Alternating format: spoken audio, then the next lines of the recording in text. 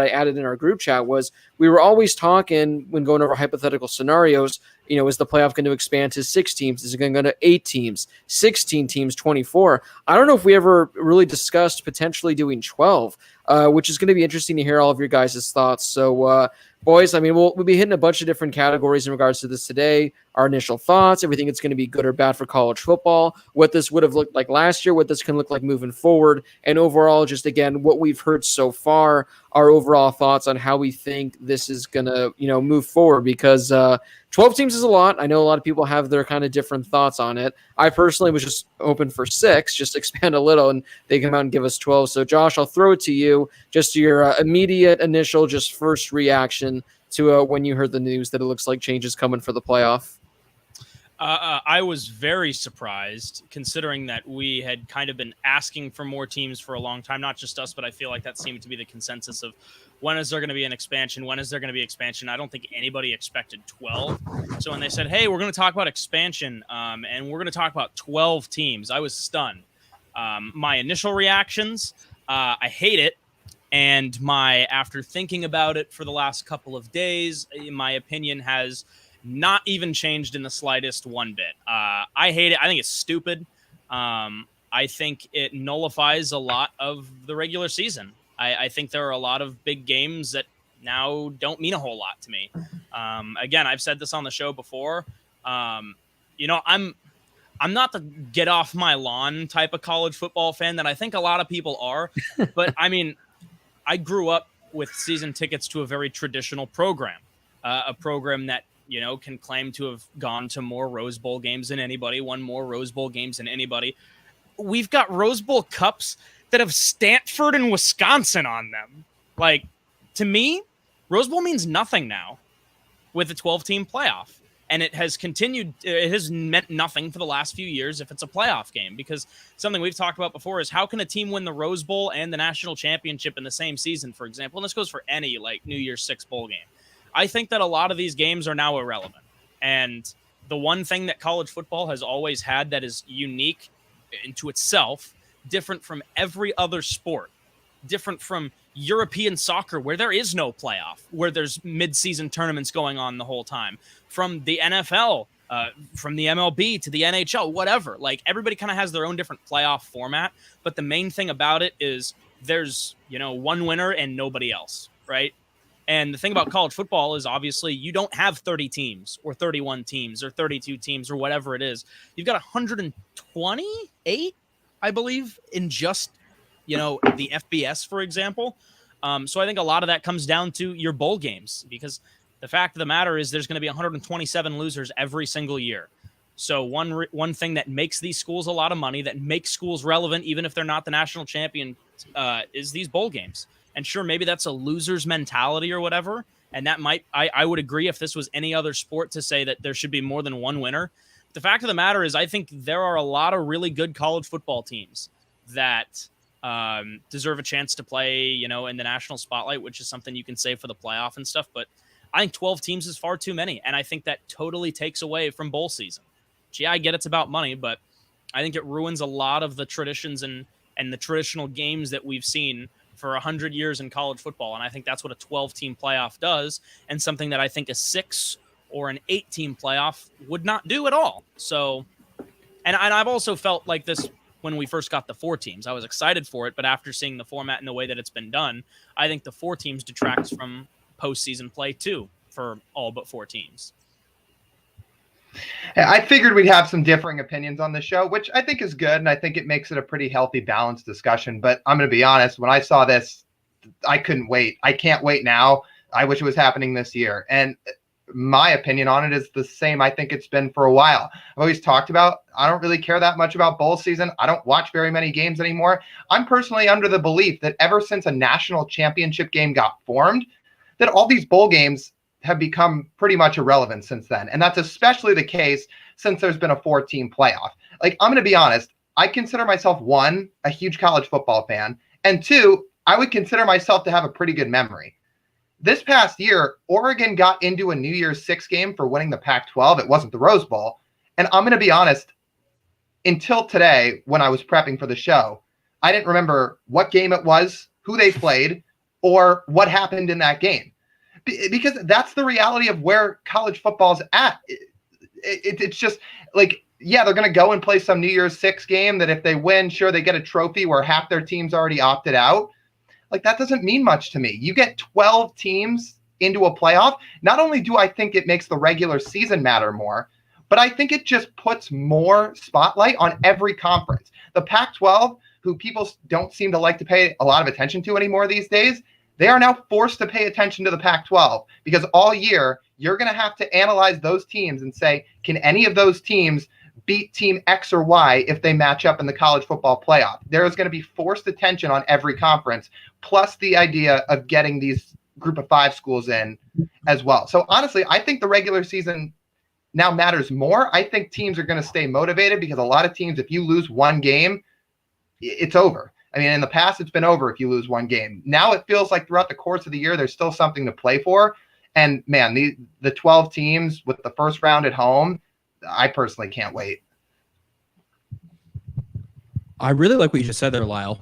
And you do make a great point, is the forced attention on the teams that wouldn't have gotten it, or maybe even sort of like those on the bubble type teams that, hey, who knows, are they going to make it? Are they not going to make it? Whatever it may be.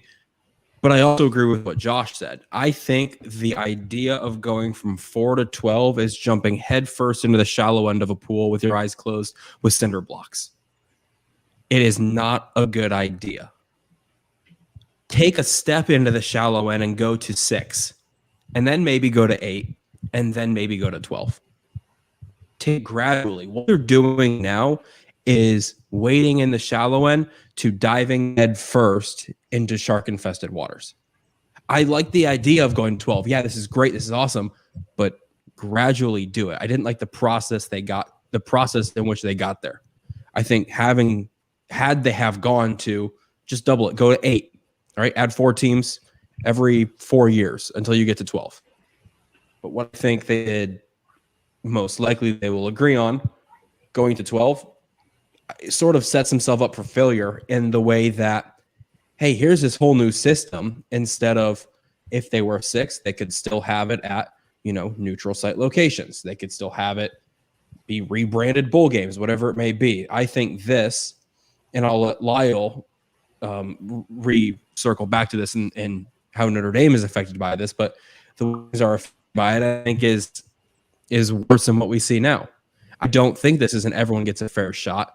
Yeah, it's whatever the top 12 ranked teams, but then you're relying on a group of people to rank those teams to then put them in 12. I think having 4 teams being ranked is a lot easier for a committee to do than ranking 12 and putting those 12 teams in.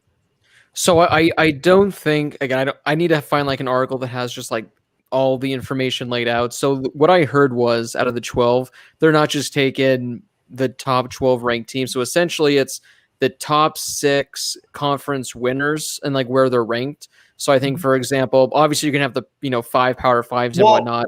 Well, it doesn't guarantee a Power 5 team a spot. It's just the 6. Oh, that's true. So conference champion. Yeah. So it doesn't. If like a Mountain West team is, if like a Mountain West and a Sun Belt team, like for example, if Boise State and Coastal Carolina finish the season ranked higher than the Pac-12 winner, which at this point is a high possibility for all we know, then, for example, then yes, like those 2 would get the edge over, like I said. So yeah, good for Lyle for correcting that. It's not likely, but there is a chance where, again, like a Mountain West, a Sun Belt, an American team, something like that, they can potentially, leapfrog where a Pac-12 team is left out. So, for example, I think so pretty much for the most part, let's say, that happens and, USC wins the Pac-12, but they finish the season ranked like 15th or 16th. Like there's a good chance if there's an American conference winner and there's, a Sun Belt conference winner, and then you have the other 4, Power 5s, there's a chance that like a USC winning, Pac-12 winning team could get left out. Did I spin that the right way, Lyle, based on all that? Yeah. Yeah. It also means these conference championship games don't matter anymore. I mean, I think they do. Well, no, they don't. No, listen to this. Listen to if this would have been in effect last year and you take a 12-team playoff, right? The SEC title game does not matter. The Big 12 title game does not matter. The Big 10 title game does not matter. That's 3 of 5 Power 5 conference title games that don't matter. What do you mean? Because all those teams made anyway. But you're guaranteed a spot in if you win. And you likely get a bye week. And, sure, but it still doesn't matter on who gets in and who gets left out, especially when you look at the SEC. You've got Bama in, you've got A&M in, you've got Florida in. And then when you go to the Big Ten, you've got Indiana and Ohio State both in. Indiana wasn't even in the Big 12 in the Big Ten championship game, and they're in. So, the runner-up in the Big Ten wasn't even in the top 12 last year. And is the actual seeding going to change that much, other than if it's an automatic bid, you win your conference, right? You're automatically in, sure, if that's how they do it, or you automatically get home field or something if that's how they do it. But then that doesn't mean anything for half the conference title games. Yeah, no, I think the conference championship games, I think they matter more because, again, you get that bye. I agree. You get that bye. So if anything, I mean, the one thing that I really like about it is, the bye is cool, but like the home playoff game is going to be an atmosphere that I don't think we've ever seen in college football. So I can't wait till, like, say Florida has to go play Ohio State in 6 inches of snow in the middle of January. Like, that's going to cause some crazy dynamics for these but games. I'd still rather have a bye than have a home playoff game where I have to advance. So I still think that now it's essentially you win your conference championship. It's essentially the same thing as what it's been for years. You essentially win your conference title game and you're guaranteeing a playoff spot. This is the same thing. You're guaranteeing a playoff spot. Now all of a sudden you're advancing to the next round, where if you lose all of a sudden, you might not even be getting a home field advantage. You might have to go on the road because you're like the 8th or 9th seed now. And you might have to go on the road now and play at LSU, at Clemson. Whereas if you win, you're chilling. You get a bye and you just advance to the first round. That's exactly why I think the regular season, you can argue, matters more. Is you're not technically just guaranteed a spot into the playoff if you win your conference, because it's the 6th highest ranked conference champion. So if you're a Power 5 school, you don't get to lollygag your way through the regular season, finish 7-5, potentially win a conference title game and get into the playoff. You still have to have a good season, or some of these group of 5 teams are going to jump you. That's why I think it makes the regular season almost more interesting. Yeah, well, and if you were 7-5 and won your conference, you'd still get into the playoff under this format, though. No, because you're not going to be ranked. You're not going to be ranked like you're not going to be ranked like 3 or 4. Ranked in the top 12. No, you don't.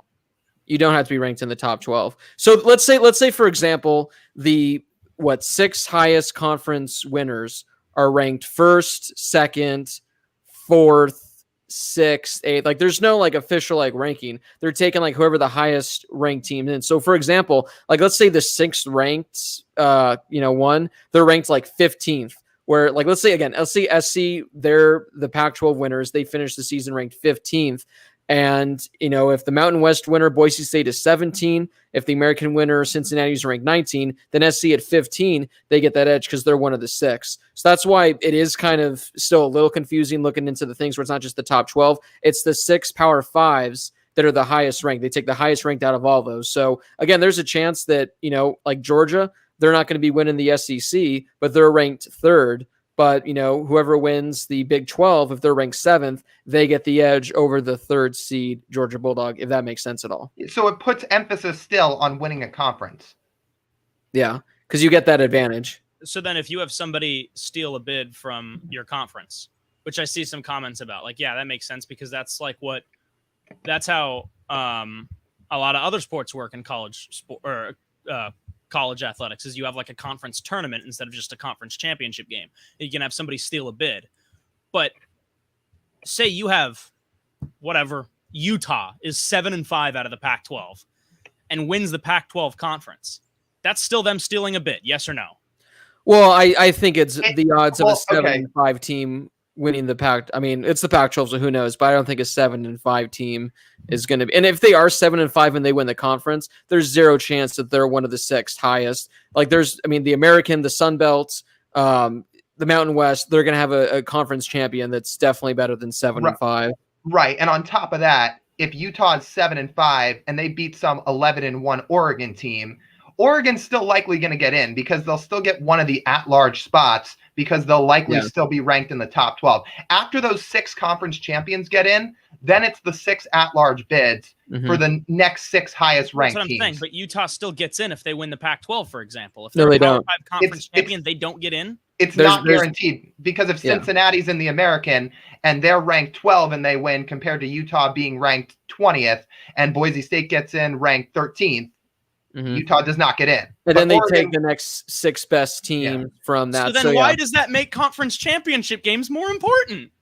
If you have a conference champion that's not getting in, then what's the point of Because the conference championships then? the chances of a 7-5 team winning their conference are almost as likely as me getting my license in the next 15 minutes. It's not going to happen. If you're winning your conference championship, you're having probably at least 10 wins, unless there's some crazy, I don't know what, where for whatever reason, every team in a certain division is straight garbage. But I'd have to look back, and Which happens all the time. a 7-5 team wins their conference. Okay, so 7-5 was an example that I gave because Lyle said 7-5, but you see 8-4 teams play in conference championships all the time. Like there have been 7-5 teams that play in the conference. Again, championships in this recent years. adds emphasis for the teams that are like 10-2, 9-3. They're kind of like right on the cusp. I mean, if there's a team that wins their conference championship, it's 8-4, 7-5. It doesn't matter. They're not deserving, but this still adds emphasis. Where again, as we said earlier, these top teams, they're playing for a bye. And again, if you're one of the 6 highest, I mean, if you're Cincinnati, all of a sudden, if you're ranked 9th and you have a chance to win your conference championship, whereas like USC, Oregon, they're right behind you at 10 or 11, all of a sudden, holy crap, if we win our conference championship, we're guaranteeing one of these 6 spots. Whereas in any other year, that wouldn't have been the case. And can I build off that for a second, just slightly changing the subject, but off of what you said? This is another reason I think this 12-team format is great because, look, in the end, whether there's 4 teams or 64 teams, are there still going to be blowouts at some point? Yes, because college football has not changed in the sense of the 3 best teams are Clemson, Alabama, Ohio State, and they're significantly ahead of everybody else. That being said, I feel like this is going to help Group of 5 recruiting a little bit. And I feel like even if they don't beat those Alabamas, it feels like it has a chance to make it more competitive because for however long now, for so long, you've got a recruit thinking about going to a Group of 5 school. You're a head coach at a Group of 5 school at a Memphis, a Cincinnati, a UCF, trying to convince these recruits, well, I mean, if we have a really good year, we can get into the playoff and we can sneak in there. It's like, well, no, you're not. You're not getting in. Like we've learned by now with 4 teams, you are not getting into the college football playoff as a Group of 5 team. All of a sudden, these recruits that head to Alabama to sit on the bench for 3 years and then hope to start one day, maybe they think about going to a Group of 5 school, get in right away, get playing time. They can still get into the playoff, get on a national stage, and compete with all the best guys. I think another good aspect of this is going to help recruiting and potentially balance it out to some of these other schools. Yeah. Let me real quick. Let me respond. So I think you're absolutely right. Where I disagree is, well, first of all, number one, we talked about this a couple weeks ago. There's a college football monopoly, whether people want to agree with it or not. And like, that's one thing that even you had talked about, and we've brought this back time and time again is, like you said, Notre Dame's a scapegoat, and they have been for the last couple of years. You've got 3 teams, you've got a few teams that'll compete, but then they kind of represent everybody else in college football that can't compete with those big 2 and maybe Georgia, whatever team is the number 3 team, right? So we've said that in the past.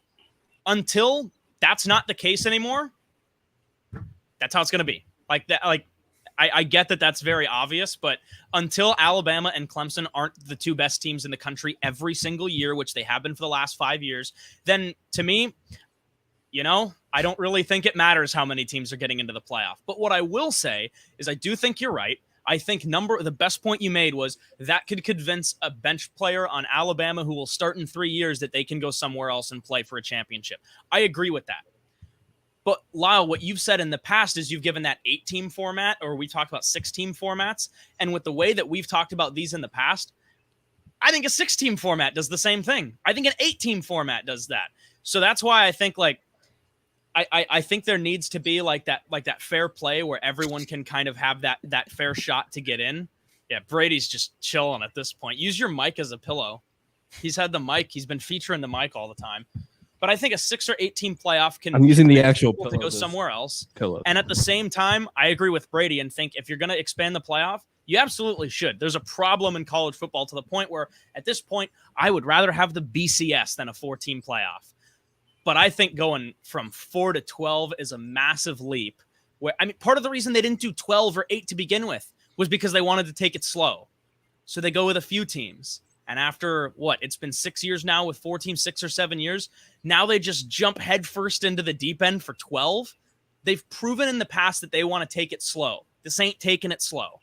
This is going for broke after 6 years with 4 teams. I do want to, before we keep discussion, we did get a super chat about 10 minutes ago from our man Connor, and this is actually a question that goes towards Lyle. Is this going to force Notre Dame to join the ACC to try and get a top 4 seed since the buys are going to go to conference champions? They essentially already came out and they said, yeah, Notre Dame, sorry, you can't qualify. But again, in most Notre Dame years, they'll probably qualify for one of those other bids, but it's pretty much at this point impossible for Notre Dame to get a bye, unless even then, I think even if they go undefeated, maybe they can. I'll have to double check on these rules. But yeah, Lyle, I know it seems like you get asked often about your thoughts on joining the conference. So now with this, how this potentially kind of screws them and other, independents like BYU, and that's really it because UMass, New Mexico State, they're not going to be competing. What are your thoughts on this? And do you think this at all, maybe even not like consideration, but is this like that's an interesting idea. Does that get the conversation going? Well, I'm glad this got brought up, and I figured we'd get to it later anyway. First, let me just explain the rule in case those listening don't know. The rule is Notre Dame cannot qualify for a top 4 spot in this new format. If they go 12-0, They cannot qualify. They can be the 5 seed, but they are not eligible for a first-round bye.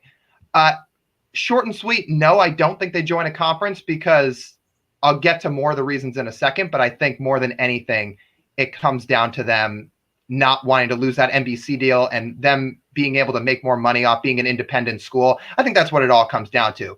But along with that, I saw a lot of people on Twitter this week, some Notre Dame fans, just some other people I've seen in general, saying how Notre Dame gets the short end of the stick with this new format and it's not fair for them. I don't know. You guys can tell me if I'm wrong. It seems pretty fair to me. I think what this is doing is you're telling Notre Dame, look, if you guys are going to refuse to play a conference championship game, fine, but you don't get 2 buys and 6 weeks of rest while everybody else has to play a conference title game. You still get you can still get in. You can still host a playoff game, which that'll be cool. South Bend in December and forcing some team from the SEC potentially to play in Notre Dame in a cold weather environment late in the year. That could be really cool. But I think it's pretty fair to say, look, if you're not going to play that extra tough game, you don't just get rewarded with a bye either. So no, I don't think they join a conference, but I think they're okay with this, along with the fact, before I wrap this up, Jack Swarbrick, their AD, not only approved of this new format, he helped put it together. So clearly he thinks this is not only beneficial for Notre Dame, but it can be advantageous in the long run too. So yeah, I don't think they join a conference, but I think the format for Notre Dame is fair. I do want to say really quickly also, so if you have any comments, questions, any input or any thoughts you have on this new proposed 12-team college football playoff, you can be like our man Connor here. And there's a lot of different ways we can go about this. We have anything you'd like to hear our opinions on. Again, you can let us know what you think. You guys can donate to the super chat. We'll throw up your comment here. We'll, discuss it, argue about it, a whole lot of fun. So again, if there's anything you'd like to hear our thoughts on, drop a comment down below, and also still share your thoughts below. That way we can go based on what you guys are saying. But like Connor said, it's a good question because does it screw Notre Dame? They obviously are saying, you know what, we don't care. We're still going to give you the burden not playing a conference. So again, if there's anything you guys would like to have our input on or anything like that, or just, let us know what you had for dinner, you guys can hit us up in the super chat for as little as $1. Also, Josh, did you happen to use the donations on Wahlburgers a few weeks ago? I did not. I want to add something real quick to what Lyle said. And I'll leave I think I've made my thoughts on the 12-team expansion known at this point, and I made my arguments, which is just exhaustive, like the whole conversation, though different ways you can go with it. But let me just say, Lyle can speak to this better than I can, but if you're a Notre Dame fan and you're complaining about it, wouldn't you just want to be in the playoff in the first place? And if this was the format, regardless of whether or not you have a bye or you're hosting, if you go back like the last 5 years, Notre Dame's in every year. So sure, why? Don't worry about getting that bye as long as you're in. Right. Why does it matter?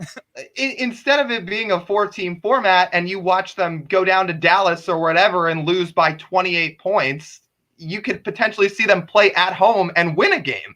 Like, I think it'd be cool to see them win in a playoff game at home. I mean, I don't know. Like, yeah, I agree with you. I think it has the potential to, well, one, just be cool, but two, yeah, they'll still probably get in.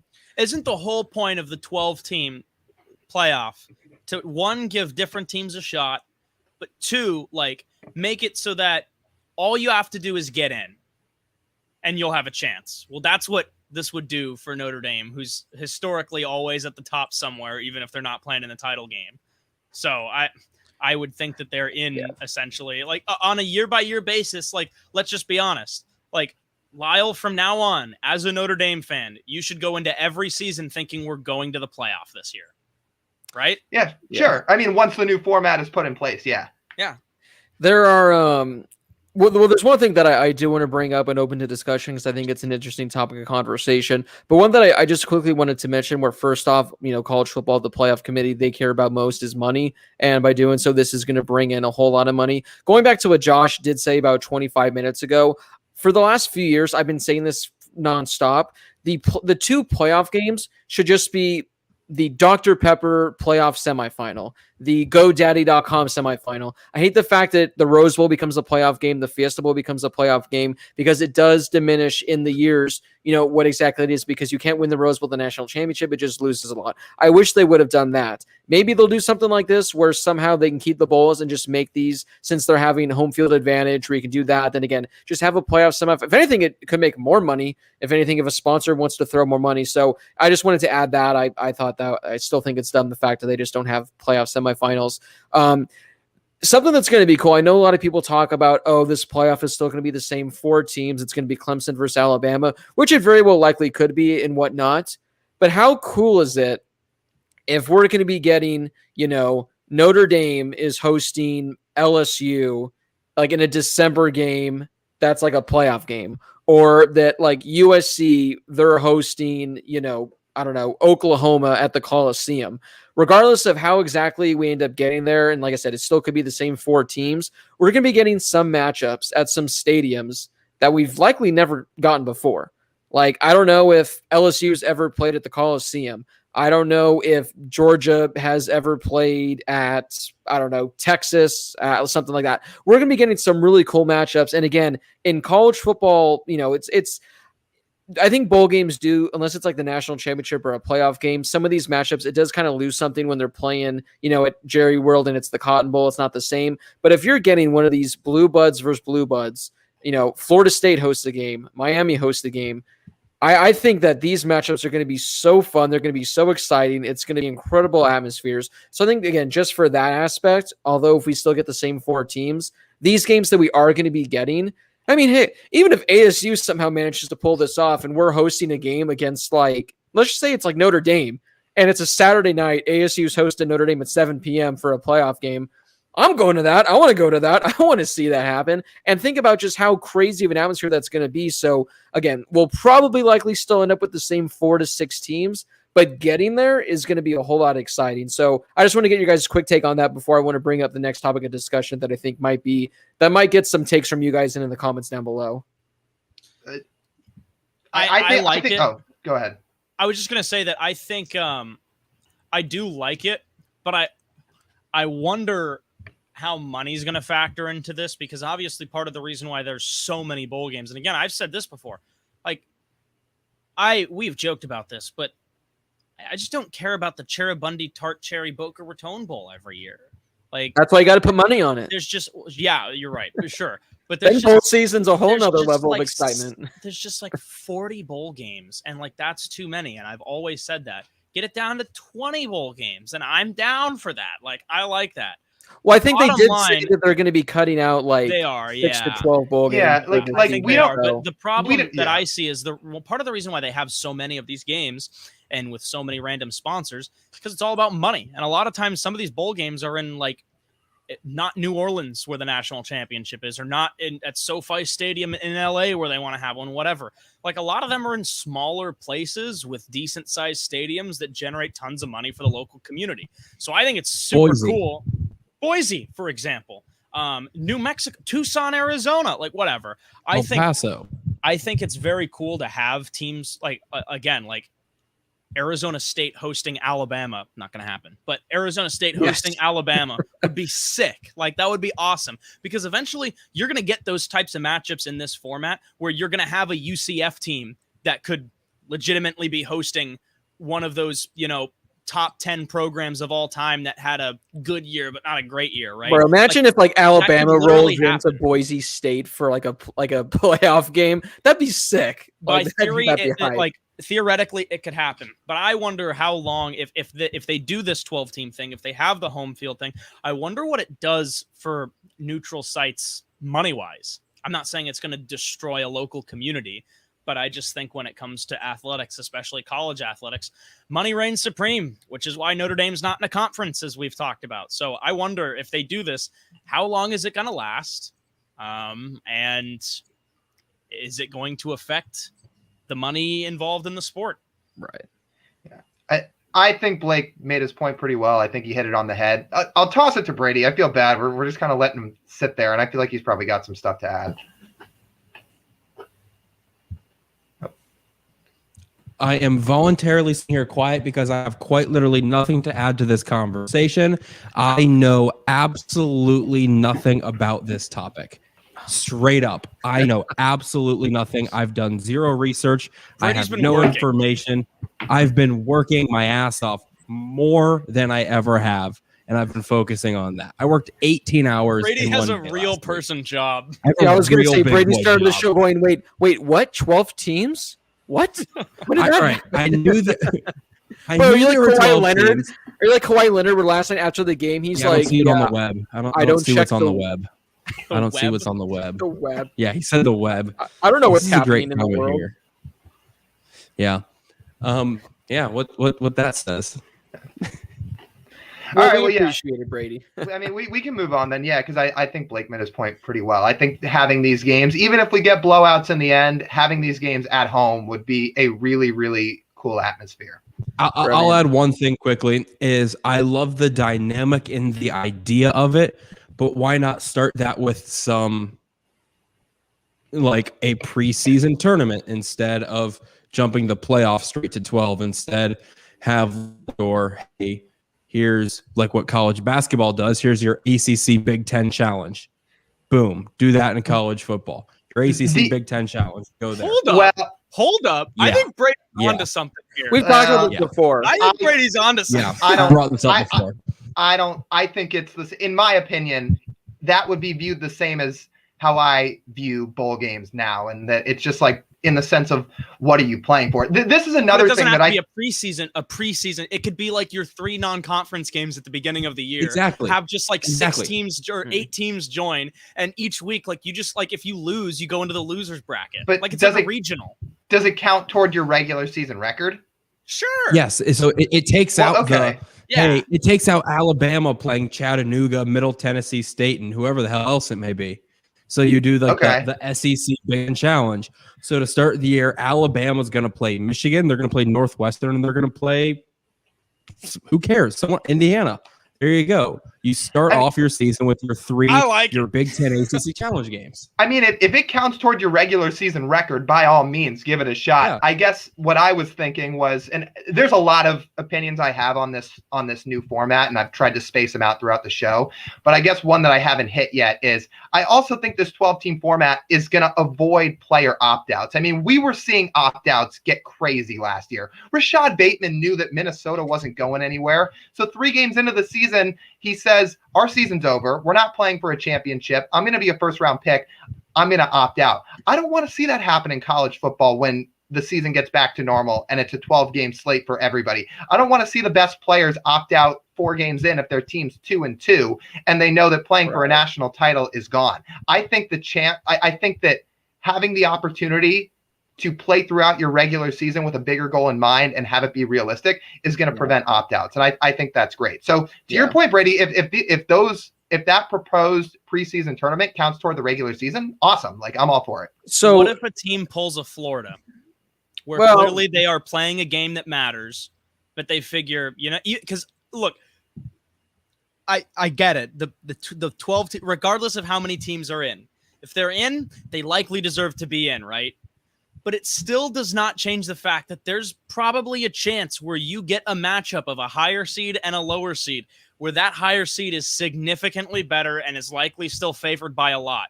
What if you get a team that pulls some dumb move like Florida did, and we're like, oh, our guys are hurt, just so you can save them for the next game, and then they lose? And I get that that's like an extreme, but we've seen that happen before. So what if something like that happens in a playoff game? Well, I guess there's always going to be loopholes, but I think I think something like that once in a blue moon is better than Terrace Marshall and Rashad Bateman and Penei Sewell and Jamar Chase opting out all either before or in the middle of the season. Yeah. I will say one thing on that note, Lyle, is, and I'm not blaming it on this, but this past season, how highly impacted it was by COVID. It was one of those things where they had an easier option to opt out. So they gave the players the option to opt out if they weren't comfortable playing, whatever it may be. And so since they had an easier option to not play, they didn't play. Okay, no, fair. But what I'm saying is I think this whole COVID season, I saw a floodgate potentially getting leaked open week by week. Yeah. And I was worried that, and I still am worried, if this format hadn't changed, that you would continue to see this to the point where all the best players are opting out. And I don't want to see that. So I think in a sense that this format could help. That's all. You also do tend to. Sorry, I've cut Blake off a couple times. Go ahead, BH. Well, I was going to say I do want to transition into the next topic of discussion because I do think we might have differing opinions on this, and I would like to read what people have to say on it as well. So the transition I want to make is talking about, obviously now winning your conference is going to matter. We talked about earlier in the show. So far at this point, what I've been thinking, I think in regards to the regular season, I know a lot of people are saying this diminishes the regular season, this diminishes non-conference. With this new format, I think it adds more importance to non-conference scheduling, and this is why. I think moving forward, teams, so obviously, again, you win your conference, you're most likely in, if you're a Power 5 school, Group of 5, likelihood you'll get your spot. But these teams that are going to be fighting for these, 6 spots, it's not going to be you're ranked 7 through 12. Congratulations, you're in. It's going to be the teams they thought, are the 6 best. And if you're out here, if you're a team that, might be on the cusp, but you scheduled, 2 non-conference games against 2 top 25 teams, you won one, you lost one barely or something, I think it's going to add to your resume. I don't think, if anything, if you lose, to all these teams and you end up having a whatever season, then you're likely not deserving of making the playoff. But if you're one of those teams that's on the cusp and you have some good non-conference wins, I think if anything, that's going to be better. I think that's going to enhance these other teams like in Arizona. Although Arizona State, their non-conference schedule the next 10 years is pretty good. I think they're going to say, listen, guys, I don't know if we're going to be getting one of these 6 guaranteed spots by winning the Pac-12, but let's schedule, LSU and let's schedule, Illinois for our non-conference games, and hopefully that can be a booster. And if anything, if you're an ASU team and you're playing LSU early in the season, that's already preparing you for a potential playoff matchup on the road, at home, wherever you have to go come, playoff time. So I actually think it makes the non-conference slate much more important. I think teams are going to want to schedule more of these games. Where again, if you're a Group of 5 team and you don't think you might be able to get one of these guaranteed bids by winning your conference, but if you're like a UCF, you can go on the road to Notre Dame, and if all of a sudden you can get a win over Notre Dame and you finish 10-2 on the season, but you miss out on the conference because someone else went 12-0, all of a sudden now you're a team on the cusp going, yeah, they went 10-2. Their one loss was to Cincinnati, who already is one of the guaranteed spots. And they actually have a win against Notre Dame, who is going to be a top 12 team. So I think this really ends up, like I said, enhancing non-conference slates. And I'd like to hear you guys' thoughts, because I'm sure people won't agree with that. They'll think it diminishes it. They'll be thinking, why are we going to bother scheduling a tough opponent when that can shaft us out of a spot? But now with 12 teams, I think it allows more teams more chances to potentially sneak their way in. It depends who you are. For example, like we talked about Notre Dame earlier, the way that I look at it is if Notre Dame has a good season, they should be in consideration no matter what. And also Notre Dame plays a full non-conference schedule, obviously, and with the deal that they've worked out for kind of how they do their schedule with certain ACC teams, Big Ten, whatever. Like, for example, like, I don't think that affects Notre Dame. Like, it can only be a positive for Notre Dame. You have a team like, I mean, Notre Dame's one of them, for example. You have a team like USC, for example, who soon with Notre Dame is going to be the only school to never play an FCS opponent. Like, I think that obviously bodes well for them. Like I said earlier, like, this is all fun and great or whatever. I mean, you can have these ideas that things are going to change and like the fair play or whatever is going to be more even and recruiting is going to be different for all these other schools. Like, I'll believe that when I see it because there is still that monopoly with schools like Clemson and Alabama. So Alabama scheduling Mercer in week 11, I don't think it affects them at all. But again, like you said, Blake, on the other side of things, for example, like if Coastal Carolina this past year, how they got BYU at the very end, like I thought that was big for them. If Coastal Carolina were to schedule like a South Carolina, for example, and go out and beat them, that does well. It's kind of the same thing how in other sports it like, oh, well, their RPI is higher than these 4 teams or their strength of schedule, whatever. Like, I think you're right, but I think it definitely depends who you are. Because if you're a team that you're already number 2 in the preseason rankings and you have a really good season and all your non-conference games don't mean anything, then I still don't think they apply to whether or not you can get into the playoff or not, regardless of whether or not you win a conference title. I think it really does not matter. Yeah, I'm kind of on the fence about this because it can go either way. You look at it in the sense of you can schedule some really tough non-conference games and build up your strength of schedule with the opportunity that you may lose those games.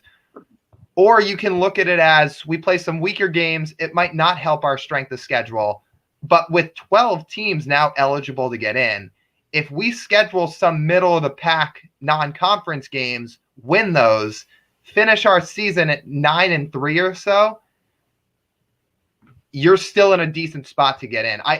I almost feel like I lean more toward the latter than the former. And I think Josh is right that it depends on who you are. But I feel like for a majority of teams that they might look at it as, let's just try to rack up wins because it's not about 4 teams anymore. If 4 teams were getting in, we might want to schedule more tough games to build up our strength of schedule and hope we win those games so we can get in. But with 12 teams, if they can put together a 10-2 or a 9-3 season with just some middle of the pack non-conference games, it might set themselves up better in the long run because they'll be ranked higher.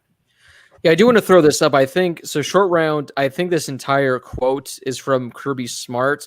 So I guess he said, for a long time now, we've been trying to build up our future strength of schedule because it's not the losses that are going to kill you. It's not playing the best teams. We've tried to go out and schedule major Power Fives across our scheduling system all the way out with the hopes that this would give us the opportunity to go play some really good teams. And losses won't kill you when you start talking about the top 12. You've got to have a powerful schedule and go play good teams. So yeah, I mean, I kind of agree with Lyle's sense where, like, let's say you want to schedule some middle of the pack teams that can actually help you.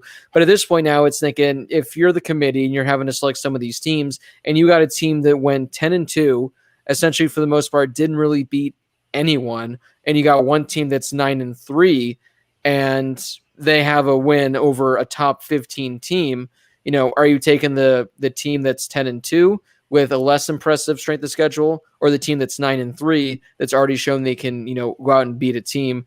I think the edge is going to go to the team that's 9-3 that showed that they can hang with one of the big dogs. And again, this is helping a lot of teams out where in week 1, 2, or 3, whatever, you're going out and you're playing one of the top teams in the country and you're already getting an idea of what it's going to be like when you face one of these teams months down the line, where again, like let's say ASU wants to schedule going to Notre Dame.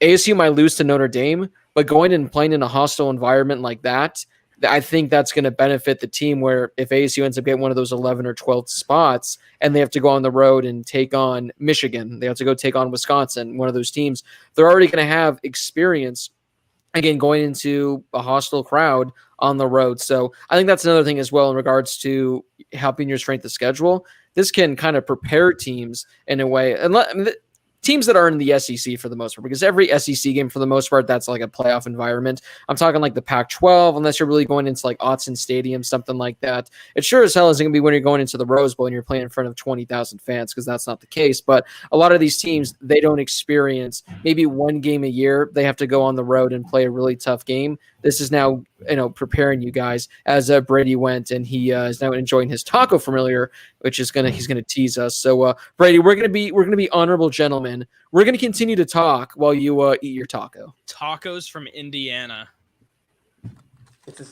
It's this new place that just opened up. Actually, ask Big J about it. I took him to one of these locations, and he said it's one of the best Mexican food places he's ever had.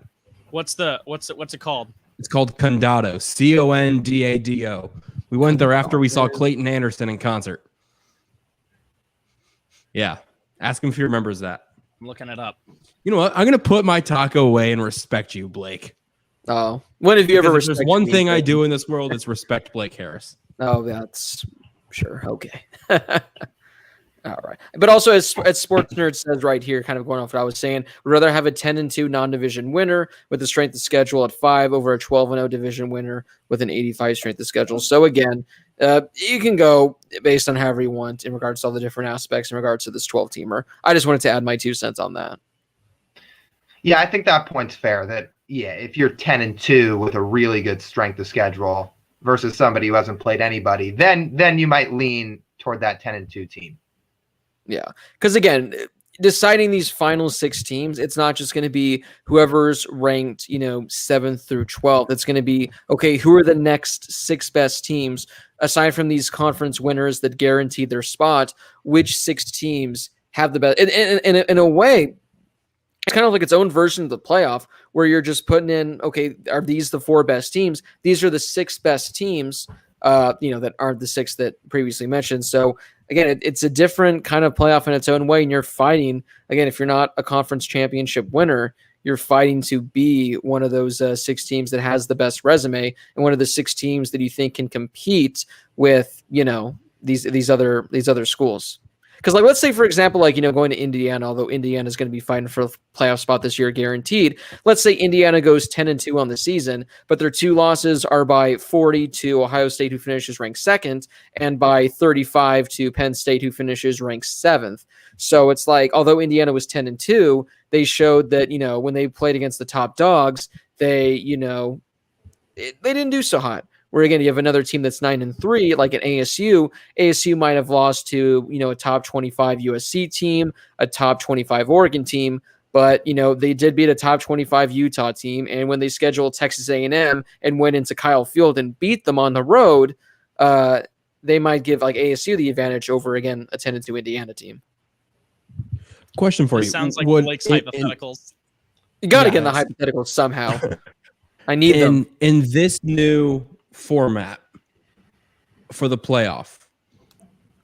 Would Indiana have made it with what they did throughout the season? I saw some article. I should have saved this, but someone put together what the top 12 would have been. I have to find if anyone in the comment section right now, because I've tried searching for. I remember seeing that Indiana would have been 11th. There's a few out there, but they just rank them 1 through 12. It doesn't take into account the 6 highest conference champions. So if someone again in the comments or if someone finds it, if you can let us know what the 12 would have looked like, that'd be great. Again, I think they would have been in it. I saw them at 11. So yeah, me too. There you go. I just in your ranking that you just did, your balance of teams, would you have put Indiana in your balance like that you were just going through? So Indiana losing to Ohio State and performing well, beating Penn State and things like that. Yeah, that would probably leave Northwestern out, even though they were in the Big Ten title game. But I think Indiana was better than Northwestern last year, so I would say yes. Yeah. Okay. Yes, and also Northwestern didn't finish in the top 12 anyway. Well, no, they didn't. I'm just saying because they played in that Big Ten title game. Yeah. Well, again, Indiana should have played in the Big Ten. Well, yeah. Yes. Yes, they should have. Yeah, so I'm just trying to find again. I saw it recently, but I was trying to find what it would have been. So I just wanted to give my 2 cents on that. So before we wrap up our whole college football discussion, we are going to be wrapping the show up with a Q&A. So again, if you guys have any questions in regards to the playoff, in regards to college football in general, any questions you guys have, get those comments going into the live chat. Again, we probably have 15 minutes or so, something like that. So we want to get to as many questions as we can. So again, any questions you guys have, hit us up in the live chat and we'll get to as many as we can. So guys, before we transition over to the Q&A, any, again, final parting words on, this change that, it's still not 100% confirmed. Don't know the year it's going to take place, but in all likelihood it's going to happen. Any parting final words and thoughts on this expansion? I still think it's too many. And if you want to go to 12, I think you should do it gradually. And I think that going from 4 to 12 is a lot. And I mean, I don't like it anyway. I love the idea of expansion, but I think 12 is way too many and way too quickly. Yep. I'm all for it. And with that, I'm ready to get some Q&As. Yeah, I am shocked still because we thought that it would be just like a gradual kind of thing where we'd go from 4 to 6, see how that goes, then maybe go to 8. And they just went, we're going to go from 4 to 12 and just see how that goes. But the way they have the format set, I do kind of like it. I do think there's a chance for it to succeed. Again, it's going to be interesting to see. I'm excited to watch ASU run the table and make their way to the college football playoffs. So again, if you guys have any questions, hit us up in the live chat. We'll get to as many as we can. Again, like what our man Connor did earlier in the show, you guys can donate to the super chat. Donate a couple bucks. It guarantees your question to be answered. And usually we spend more time going in depth on it, talking about it. So if you have any great questions or anything like that, hit us up in the super chat. It also helps pay for Josh's lunch because our man Josh needs to get fed. And you can also decide where he goes. Last week, someone donated and said he got to go to Wahlburgers. Unfortunately, we don't live near a Wahlburgers, but eventually, sometime down the line, Josh will go to a Wahlburgers and he will eat in the honor of the person who donated to the super chat. Am I allowed to donate money to the super chat to choose where Josh eats? 100%. You end up getting some of the money back too. So like if I say like, yo, here's 15, 20 bucks, the Fat Sal's and eat 2 sandwiches in one sitting. Yes. Like, do I get Josh will do it. the authority to do that? If it means you're paying for me to go to Fat Sal's, then yes. Aren't you pretty far from Fat Sal's though? I'm not that far. Oh, so there's one in Hollywood, right? Well, yeah, there's one few. in Hollywood, there's one in UCLA, and there's one on Ventura Boulevard up near me, but it's closer toward the 405 on-ramp. So, I mean, it's Fat not Sal's too bad. Nuts. All right. See, Lyle, that night that we went there, we just got back from SC really quickly because we were back near me when we got off the freeway to go to Fat Sal's. Oh, that's right. All right, guys. So we're going to go over to Twitter now for our first question. Again, you guys can follow us at the HH_. Your questions will always get answered first. So if you have a priority question you want answered, follow us on Twitter at the HH_. Ask us over there. Almost always football blog / Otani for MVP. This is an interesting one, guys. If teams were limited to recruiting from just in-state, what teams would improve and fall off greatly? I got one right now that I want to throw out. I think Hawaii would be a top 25 team every year. If they were able to keep all of their in-state players, I think Hawaii would be a top 25 team. That's just one thinking outside the box. Because obviously you can talk about the California schools and all that stuff. I think, I think Hawaii would be good. I think the three big Florida schools, Miami, FSU, and Florida, USC, UCLA, I just think they're a bigger draw than probably the 2 NorCal schools. And then Hawaii's an interesting one. I think all the Texas schools would do well. I do think that schools like Bama and Clemson would do well, and same with Georgia, considering it seems like there's a lot of top talent that go to those schools. I mean, like Trevor Lawrence was a Georgia guy, obviously. Justin Fields was from Georgia. So if you could keep those guys in state, I think that'd be good. I just think there's more depth and more talent in other states. My hot take, I think both ASU and U of A would be much, much better if they could keep those top players in state. Because again, like one of the things that they've had problems with recruiting wise historically is when the good players from Arizona come out, they go outside of the state, and then U of A and ASU are left to kind of get the guys from the sloppy seconds. California and Texas that didn't go to Texas and USC and UCLA and all that. But yeah, I mean, like guys like N'Keal Harry, when they stayed in state, like those were huge, huge deals.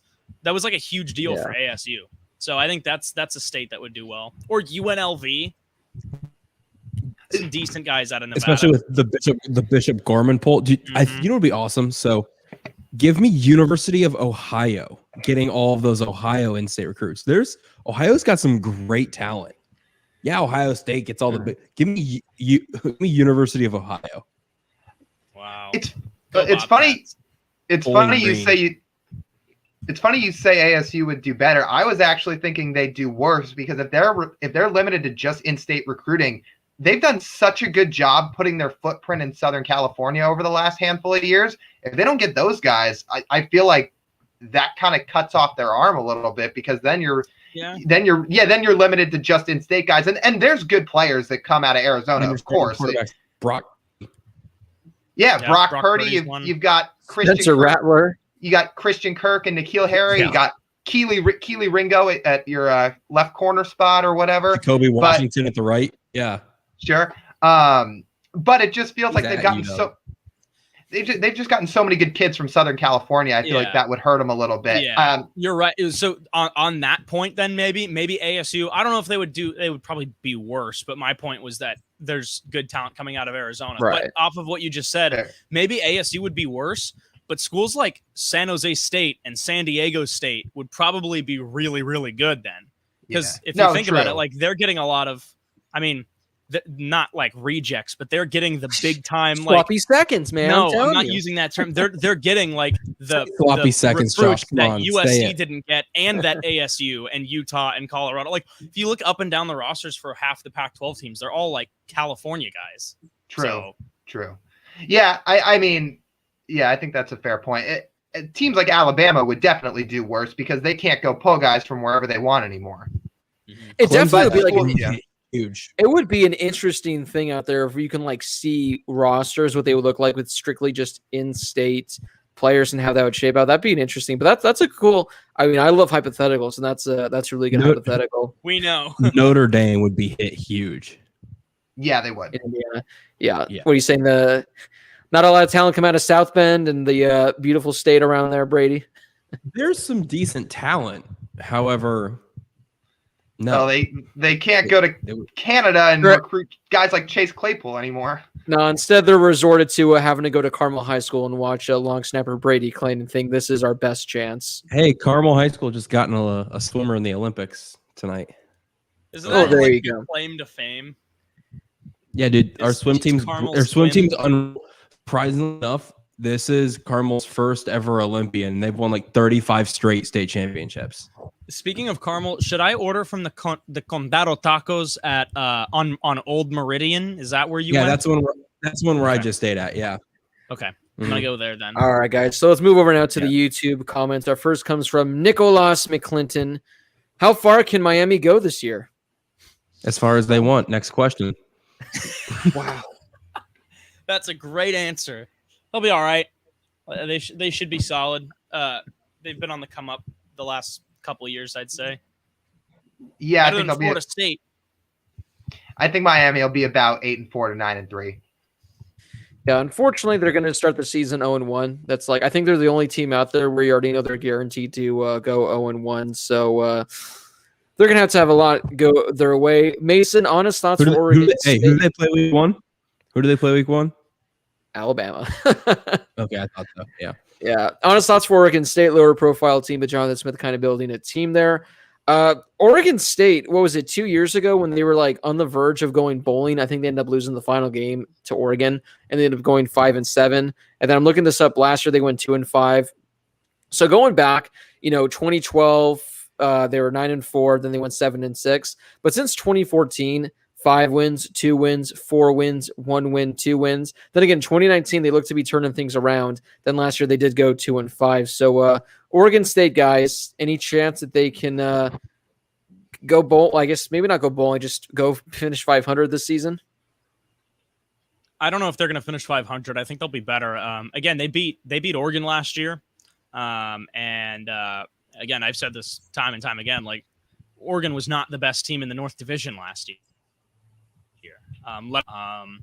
But yeah, I mean, I think Jonathan Smith can be one of those coaches who like is not very well known that could probably get a better job in a couple of years. I don't know how much growth he's actually going to have at Oregon State, but again, like they've had some decent guys the last few years.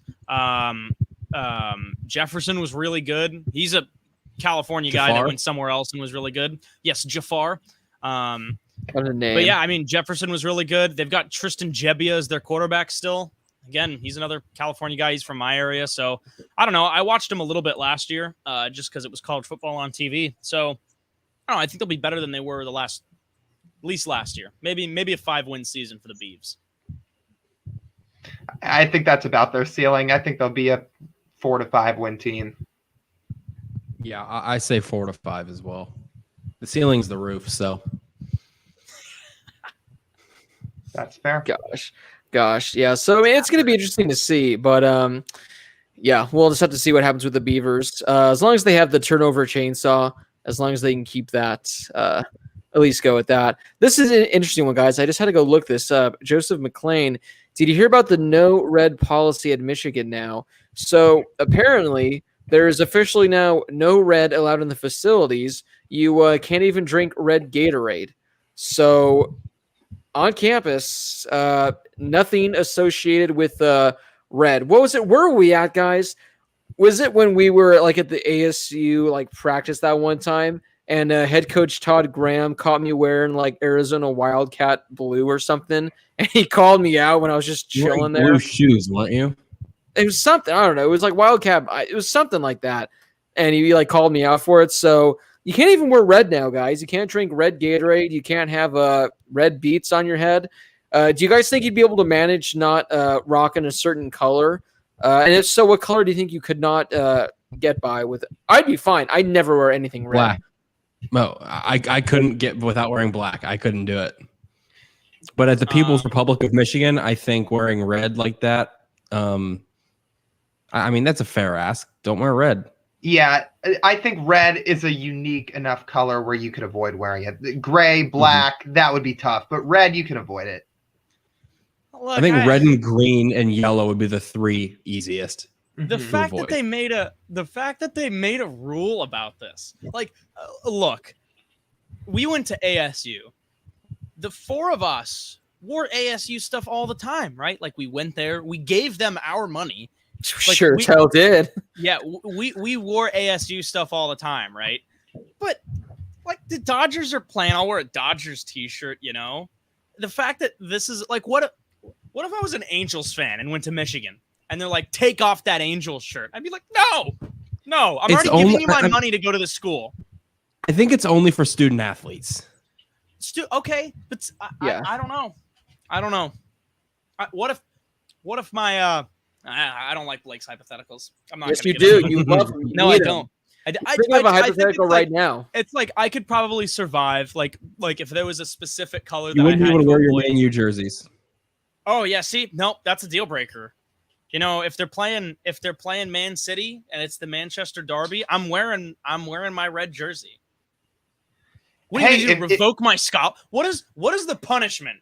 I'll Tell tell me you. what the punishment is. Hey, off your point, I'll tell you what I would do if I was an Angels fan going to Michigan. Somebody tells you to take your Mike Trout jersey off. Be like, why? Mike Trout and the Angels are literally the pro version of this school. There's high expectations every year, and then you just throw them away every single year. So I'm really just embodying my own school. That's what I'm saying. representing the M. Did you hear the new sign that they put up in the weight room in Michigan? Mm-mm. It's a big sign that says, "What are you doing to beat Ohio State today?" So I'm just like picturing some guys just like on the bench press or something, and someone's like, "Come on, another plate. Is this going to beat Ohio State? No, one more plate's going to beat them." There or you're has like to be. doing some curls, and you're like, There has to be. Sorry, I was going to say. Do you think if you go to Michigan and you're the I don't want to call it front office, but say you're the athletic director or whatever at Michigan, and you go 1-8 and that one win is against Ohio State, do you think they would be happy? No. No. No. 1-8. Like, That'd be a consolation prize. 1-9. Beat I don't know, Ohio State. 1-9, 1-10, however many games there are in this. No, again, like, yeah, that'd be a consolation prize. You want to know what I think about that? I think it's funny if you do that for like ASU U of A is hate week. USC, UCLA, you know, they like hide, they protect the statues or whatever. I know at Ohio State on campus, they go put a little red X over every M on every sign on campus. I think that's great. I gotta be honest, guys. Like, to have an Ohio State like thing hanging in your locker room 24 hours a day, 7 days a week. Is that what they call rent-free? Talk They're in about your an head. inferiority complex, right? Rent Like, that's free, Blake. crazy. To every single day walk into your locker room thinking, "Oh, today I'm gonna work out. Like, I'm proud to represent Michigan." But the whole time you're just like, "Oh, Ohio State!" Like, that is like an inferiority complex at its finest. And- this is San Diego Padres fans every day of the week. Like, that's what that is. That's an inferiority complex at its finest. I was going to say, and then Michigan's still going to walk in to their Ohio State game every year and lose by 25 points. I guarantee you there's so many Michigan fans on Twitter.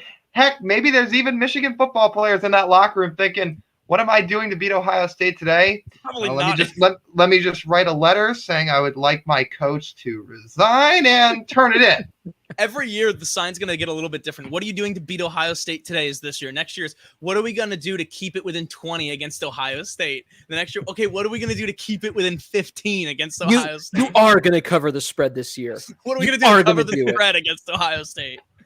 Oh, man. You will cover the You are spread. good enough, and gosh darn it, people like me.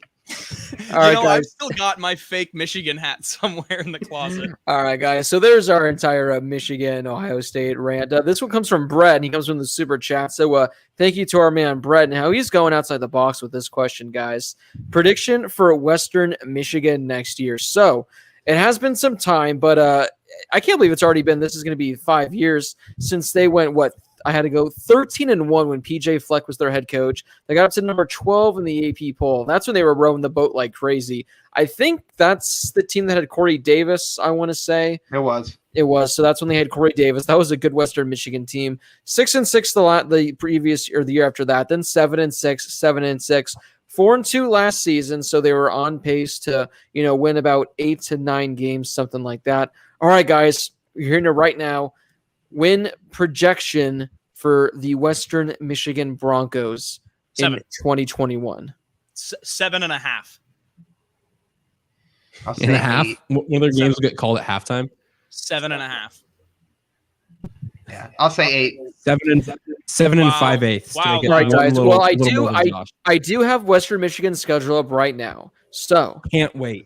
play this with me, guys. They open up the season on the road at Michigan. So we were just talking about Michigan right there. So Change the sign. What are we Win. going to do to beat Western Michigan all today? right, guys. Then we got Illinois State at 1-1. Pittsburgh, Win.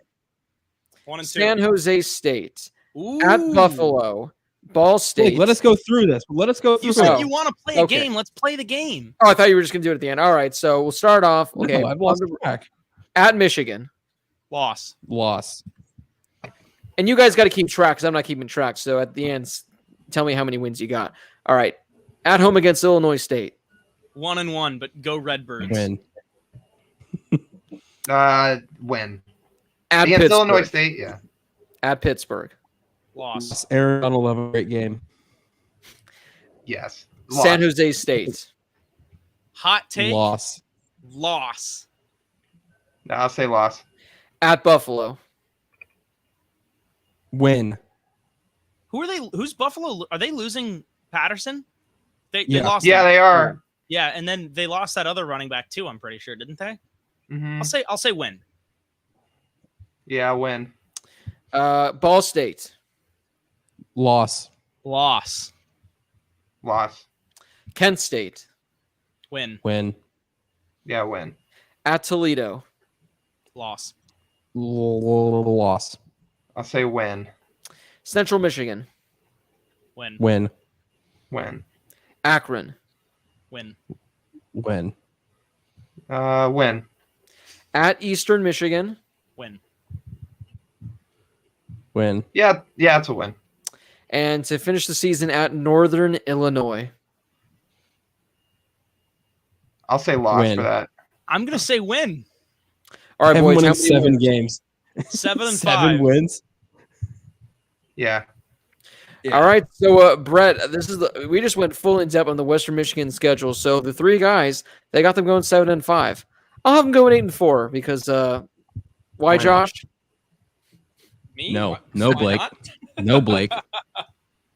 You shut All your right. for me.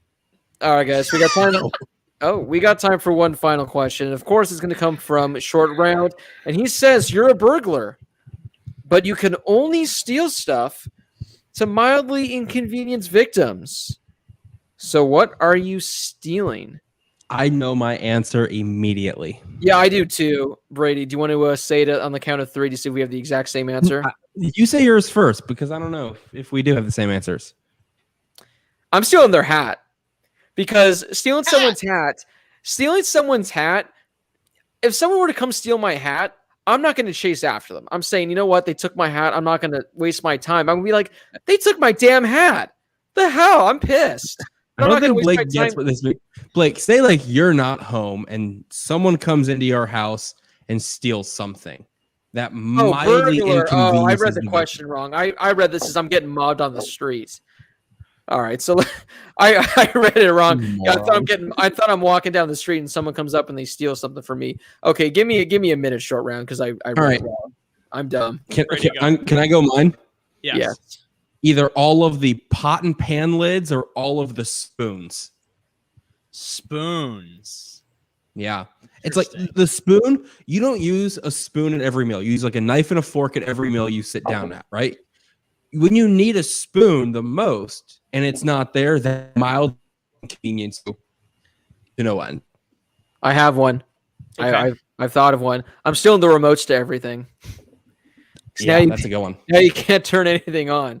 I'll one up you there. I'm taking the batteries. Batteries out of the remotes. Keep the remotes. I want the batteries. All of the toilet paper. I'll do one better from Shore. I'm taking that rolling part that holds the toilet paper. What about all the door handles? Door handles. That takes a little bit of time, but all the door handles. Trash cans. I just want the trash can, because where are you gonna throw your trash? One light bulb from every room. Just one from every room. Wow, look, I'm sure you have something. What do you got?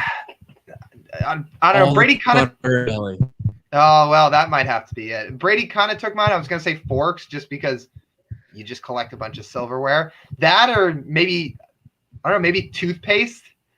Toothpaste. So if you guys want to inconvenience me, take my chapstick. It's something that I always have with me, but I think to myself, like, if I don't have it in my pocket, sometimes I'm like, whatever. Like, I went out to lunch the other day, left my chapstick in my car, and I'm sitting there talking with whoever, and the whole time I'm like, man, I could really use some chapstick now. I think a good one would be, depending on how long someone's going to be gone, like, I'm going to go on, like, this person's on a weekend getaway. They're on a weekend vacation. They're not going to be back till Sunday night. I'm rolling in there Friday night, and all I'm doing, I'm not even stealing anything, guys. I'm not going to steal a single thing. I'm going to be generous. But I'm going to leave the fridge and freezer open. So when they get back, all of their stuff is gone. So not only is the place going to smell, they're going to have to hand pick everything out, throw it away, and they're going to have to go on a long, long grocery haul. I'm not stealing anything. I'll one up you there, Blake. If we get a weekend getaway to do this, I'm just gonna rearrange some of the rooms in their house. Only change things by like half a centimeter, and then go back and change it again so that they'll just never notice until the one like table is on the other side of the room, and they're like, "Wait, how did this get over here?" You just need to just completely flip the room. So like I'm sitting on here looking at my TV on my couch. If I came back and my couch was over there and my TV was here, I'd be confused as hell. I'm going to change mine. I'm simply replacing something. Is it because Yanni said I've never used chapstick in my life? So No, I didn't see that. But interesting. I'm changing mine. It's a replacement. I'm going to take all of their current phone chargers and replace them with the old wide ones that you would put in the an 30 Apple pin. phone. Yeah, and I would just replace them. So that you would never notice until it's time to charge your phone and you walk over and you're like, wait a minute. That's what how about this? This one's super weird. I don't know why I just thought of this, but say you have a little bit of time, you're not stealing anything. I'm gonna do one of those, Josh's. you saw off the legs of their kitchen table by like 5 inches. So it's just like 5 inches shorter. So when you sit down, it's like at your knees. You got to do like 2 inches because maybe they wouldn't notice until they sit down. Yeah. But it needs to like it hit you in a weird spot. Yeah. Or I would just go and, like, for example, Josh knows this, like, we have a pretty impressive DVD collection here, courtesy of MJ. If they have, like, an impressive DVD collection, a book selection, and it's all in alphabetical order, I am reorganizing all of that stuff and making it out of alphabetical order because guess who's going to have to redo that? It's all about playing the mind games. Put all the DVDs in different cases. Oh, that could be one. So this point, we just have a couple hours on our hand. We're just toying with them. This is like doing something where, guys, should we do this to someone we know? For all of our listeners out there, should I share with them? If you have a friend that you want to play a prank on, I have the absolute greatest, and it takes 1 minute. Should I share with our 50 viewers in here how to absolutely mess with one of your friends? I can't remember who. Make all the chairs wobbly. That's a good one. I can't remember who I did this to. But I think you guys remember. I think Lyle's going to remember it the most because it's when we were roommates at Taylor Place. What you do is it benefits someone, if you're in an area when this is going on. But let's say a big event is coming around. Like, let's say it's like a Super Bowl. Let's say it's a massive concert. I'm going to do an example with Coachella, which is, one of the more popular music festivals in our country. I'm sure a lot of people are familiar with Coachella. This is what you do is, let's say you have someone that you hate. No. You have an ex-girlfriend you hate. You have a buddy you hate. Or you just have a buddy you just want to mess with. Coachella's coming up about 1 or 2 days before the event. You go on to Craigslist. You make a post essentially giving away your tickets. You don't make it obvious where it's going to be kind of sketch like 2 free tickets. But Coachella tickets are expensive. You make a post saying, you know what? I got these 2 Coachella tickets. I can't go. I got to get rid of them ASAP. They're $50 for the pair, and they're yours. Here's my number. Let me know if you want them.